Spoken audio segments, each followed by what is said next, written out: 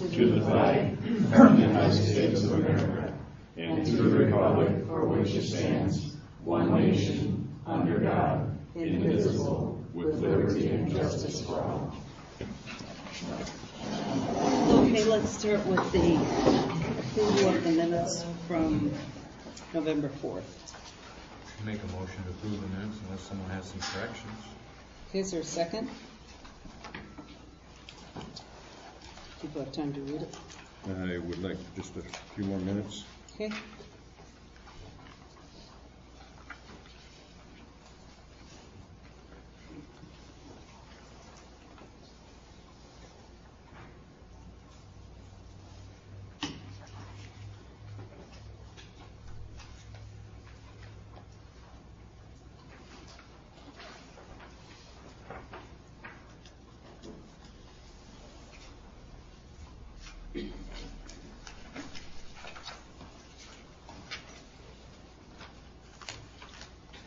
I'll support John's motion.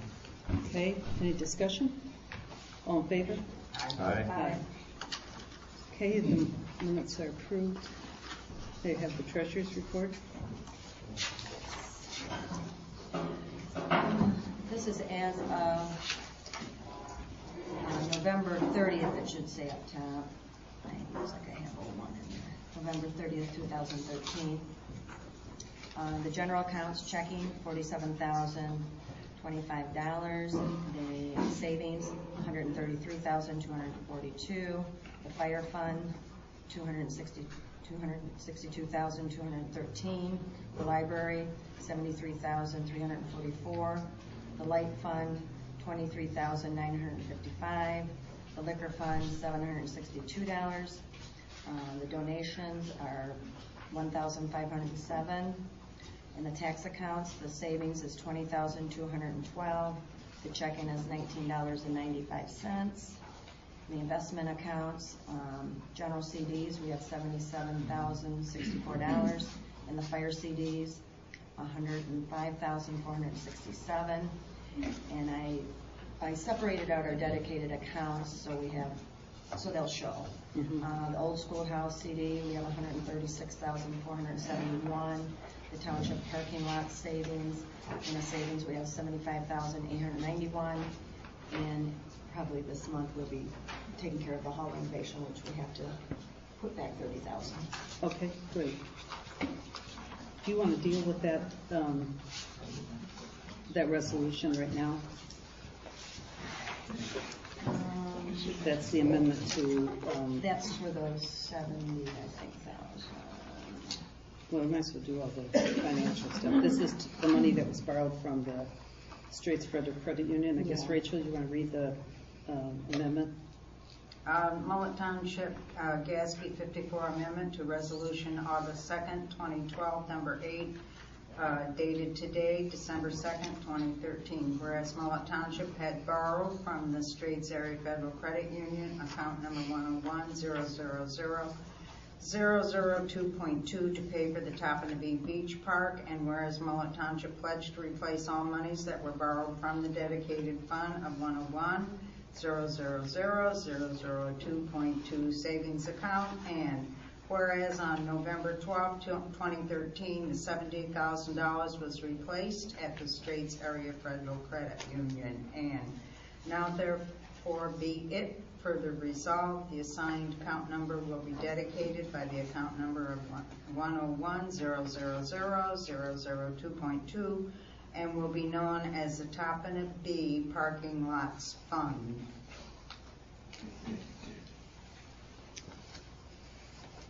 Is there a motion to approve this resolution? I will make the motion. Is there support? Support. Any discussion? I guess I have a question on this one, just to understand it. Why is the assigned account being dedicated to, known as the Tappanabee Parking Fund? Are we closing out the Tappanabee Beach Park? Is that the issue? They were dedicated accounts before we borrowed the money. We're just making sure they go back to the right dedicated account. Got it. Okay. So this known as Tappanabee Parking Lot Funds, is that a new account? It used to be here before. This is a while back, August 2nd. Okay, got it. of 2012. It was known as the township parking lot. Okay, account. okay, fine, that's good. Okay, all in favor, oh, I guess we've got to do this by roll call vote. John, Yes. Dennis, Yes. Kathy, Yes. Mary Ann. Yes. Okay. Now we're going to open it for public comment. This will not be the Blight public hearing, this will be just public comment. So we will follow with Blight right after we have the close of public comment. Is there anybody who has any public comment? Okay, then we'll close the public comment and we'll open the public hearing for the potential blight ordinance. There are plenty of copies of the blight ordinance which are over here if you didn't get one. And our plan tonight is to take all the public input, and Tim MacArthur's wife could not, or Tim MacArthur could not be here, so his wife is going to take all the notes. We won't make any decisions tonight, but we'll take all the input and then we'll talk about it after the discussion and then give direction to Tim on areas that we want to improve or change or whatever. So with that, let's open for public comment on the blight ordinance. I need name and address for public hearing. Yeah, okay. They'll have to sign in. If you speak, you need to sign in. Yeah, Dick? Sign in first. Yeah, that's fine. Or, Yeah.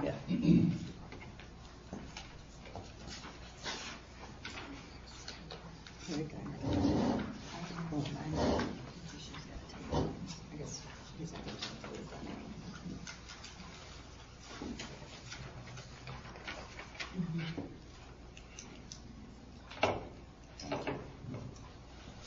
that. Well, basically, my first question was, why did we insert Public Act 344 at the beginning?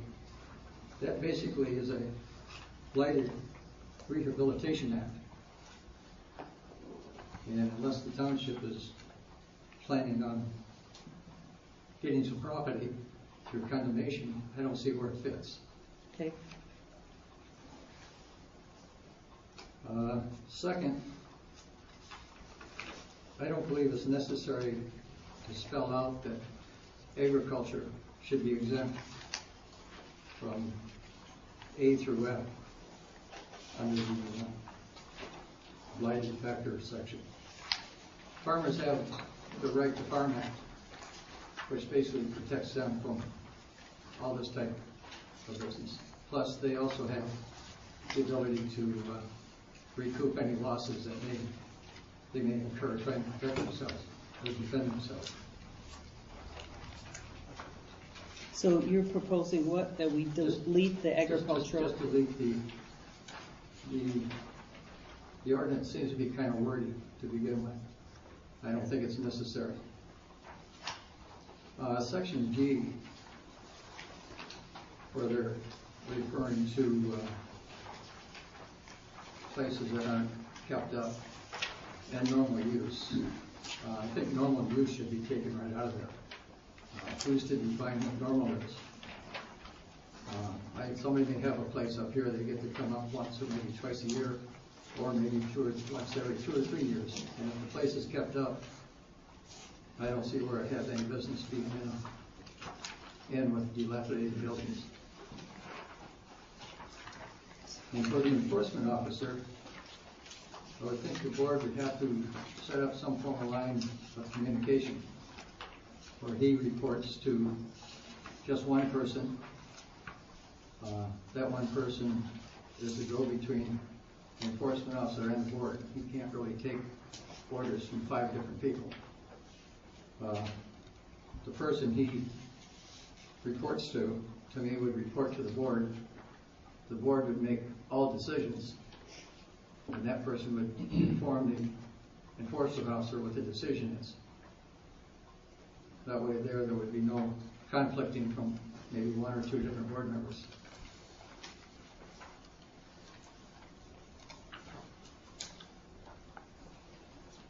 And by the time this gets retyped, posted, and put into effect, you people are going to be at your budget workshop. Has anybody decided how much it could cost the township to implement and enforce?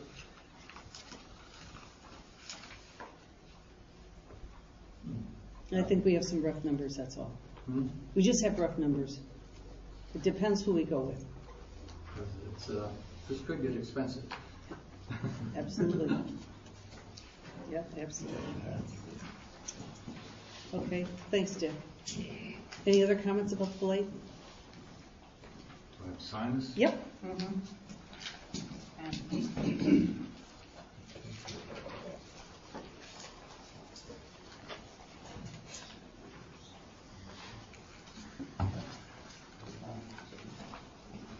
Personally, I believe nothing in this should pertain to this township. We have enough rules, regulations on our property that we can't do on our property what we want of our property. We can't store anything, and you people are going to decide this? Right now, we can't even use the beach.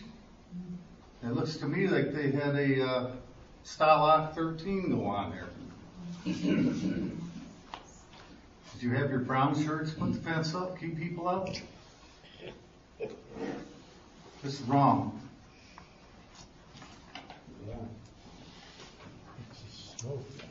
Okay, thank you. Anybody else have any comments on it? Yep.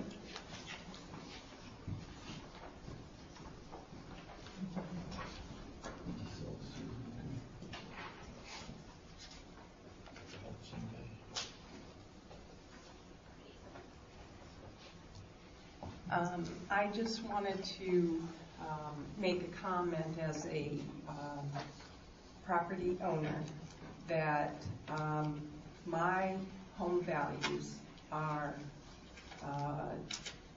impacted by the condition of other homeowners' properties. And I think that if people cannot take the responsibility to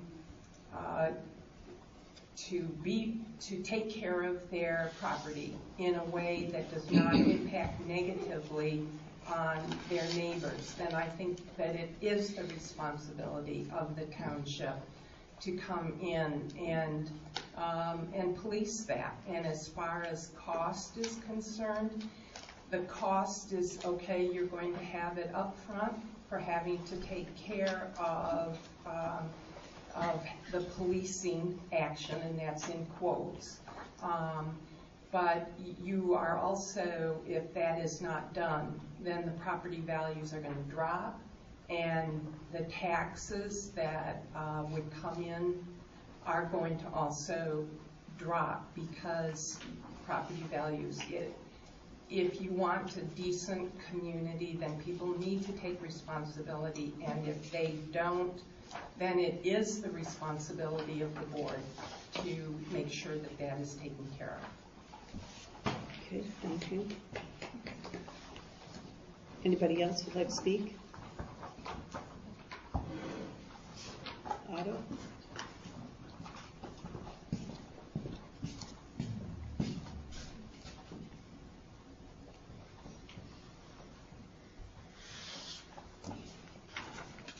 I'm in favor of a blight ordinance. Again, if I have neighbors that just haul in junk and leave it around and devaluate the property, I'm concerned about that kind of thing.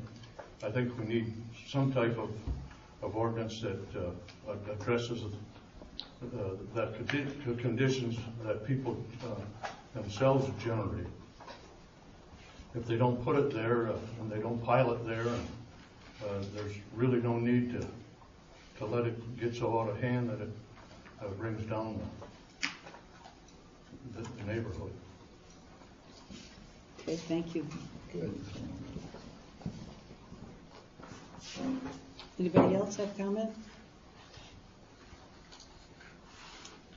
Okay, then we'll close the public hearing. And I think it's a little bit of time for the board to discuss some of the things that the public has said, but also some of the things that came up from since our last meeting and the new draft. So I know there were several comments on, I think from both John and Dennis, which I thought were really quite outstanding. And so Dennis, do you want to explain maybe some of your discussion with Tim? Well, I'm not in favor of eliminating the ag exemptions. I want those ag exemptions in there because this blight ordinance is going to be applied to the entire township. And I'm for one, I'd like to figure out how to make it simpler, but I understand the complications in doing that also. I'm all for getting rid of garbage, wash machines, broken furniture, that kind of stuff in people's yards. There's no place for that. But having had some experience in ordinance enforcement, and Dick, that's a really major concern of mine, because I know of an incident that it took 9 years to settle a blight case, and I think the legal bills ended up close to $50,000. So it's no, it was even simpler than that. But the appeals is what ran things up. You know, you get to go through all the different courts, and then you make changes and you come back, and it can get expensive. Depends on how how deep the pockets are of the defendant. You know, I mean, that's what it gets down to. But the Right to Farm Act protects the farmer from ordinary farming. But I don't know anything in the Right to Farm Act that protects the farmer from keeping machinery like that this blight ordinance attacks. And call it belt and suspenders approach, whatever. I don't want a bureaucrat paying a visit either on our farm or your farm and saying, you know, you've got a piece of furniture, piece of farm machinery you haven't used in 2 years, and therefore we're going to call it blight. So I want that in here. I want that exemption. And I want it, if we're going to deal with dilapidated buildings, I want it known that the state of Michigan building code doesn't even apply to ag buildings. But that is the law. I mean, that is the law. But so put it in here so that you don't get bothered by somebody coming down the road, you know, and deciding to file a complaint on your place, or we don't get bothered. It doesn't hurt to have those extra words in here. It clarifies things, and you know, because the way this is supposed to be worked is it's supposed to be complaint driven. So, you know, Joe Citizen gets a hold of the blight ordinance and says, well, Dick's got a building out there in his horse pen that's fallen down. We need to tag him for blight. Well, if they read the ordinance and it says right in there that the ag buildings are exempt, it's end of discussion. They don't get to file the complaint. Or if they're reasonable when they read it, they don't get to file the complaint. I was more concerned with you as you are. Okay, well anyway, I think that will simplify the cost, because if the complaint doesn't come, the cost of handling that complaint doesn't come. All right, so that's why I'm there. I totally agree with you on the normal, what is normal use. And that's why if you look at my words in the draft, only the house trailers and boats in disrepair would be called blight. The boats that don't get used, you know, Marianne has 6 or 7 kayaks in her yard. She maybe doesn't use them for 2 years because all the kids are somewhere else and not using them. They're not going to be called blight because they haven't been used. I There's, just don't think normal and disrepair should be together. it should be if they're in disrepair for a period of time. You give a guy, whether it's 1 year, 2 year, 3 year, you give him time to fix it up. If he doesn't fix it up, then it's blight. If it's a perfectly good camper or boat or motorhome sitting in the yard, I don't want to call that blight. No, it really isn't. I mean, No. as long as it's kept up around the outside. Exactly. That's the basis of my comments. Yeah. I think it's wrong eliminating anybody, farmers and all. If you're gonna do it, you do it 100% across the board. Okay. I don't wanna hear it. If you're gonna do it, you do it 100%. Sir, You don't pick and choose who you're gonna give tickets to. yeah, sir, you've already had your opportunity to talk, so thank you. But once we're into our discussion, we have no public comment anymore. It's been closed. Well, this is a public hearing in a sense. Well, You will listen to it. I opened up. We are public, trying to explain to you, we don't want this. Yeah, sir, and we did listen to you. You have plenty of time to present your case, so we appreciate that, and we got your comments. Okay, there was another comment that we got in the mail that talked about this discussion about a building enclosed with at least 3 walls and a roof, and I think the comment was we have plantings, greenbelt, natural vegetation, topography, but we don't have fence. Privacy fence. Privacy fence. I Would you- agree with privacy fence. I think it should be put in there. What do you think? Well, I expressed my questions to Tim when he was here last month about fencing. Yeah. And then when I found out that the county had fencing ordinances, I didn't think the township had any business being in a fence ordinance business. Yeah. And I don't agree with So you going wouldn't put down a the path privacy. of duplicating something that the county already has in place. Yeah. Should we relate it to the county ordinance? I mean, that was the one issue that I had. I agree with the write-up that you sent us. I mean, that was really interesting to read that. I mean, I'm not sure the county's enforcing it, but that's a whole other issue. But I'm just wondering if we should have some kind of a reference to that county ordinance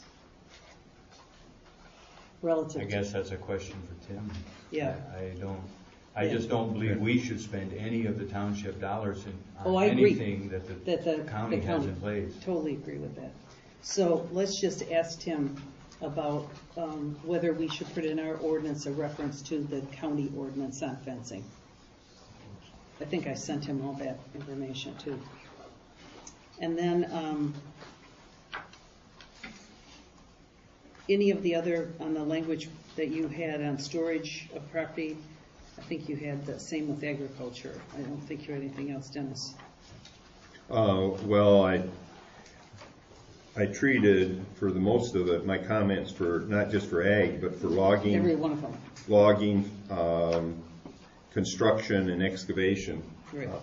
contractors, because they're all in the same boat. They all have large pieces of equipment that may sit unused for long periods of time, and just because he's got an excavator sitting there or a dump truck that he chooses not to plate this year because he doesn't have a job, that should not be looked at as blight. Mm-hmm. Okay, let's see. There was the same question about the existence of house trailers, mobile homes, campers. I think that was the same thing, John, that you mentioned. There is an ordinance in the county for that, so I think the same question would be asked on that one. Would we, on the whole thing about house trailers, mobile homes, campers, I think it's section G, could we just delete that and say that it would refer to the county ordinance? My only concern was normal. I've got that written Yeah. down, yeah. I've got that written down, but I do think that for me, I'm more John is. If that's a big one, the house trailer with mobile home campers, and they've written a very good ordinance, in my opinion, on that. I mean, it's very comprehensive. I think if we just refer to that, or even just delete this. Well, I should clarify, What I sent you is the proposed I saw new. that, yeah. The They already have it proposal- in place, but this is the proposed new, what I sent out. Yeah, I saw Right. it, And for audience information, they even address tents. yeah. And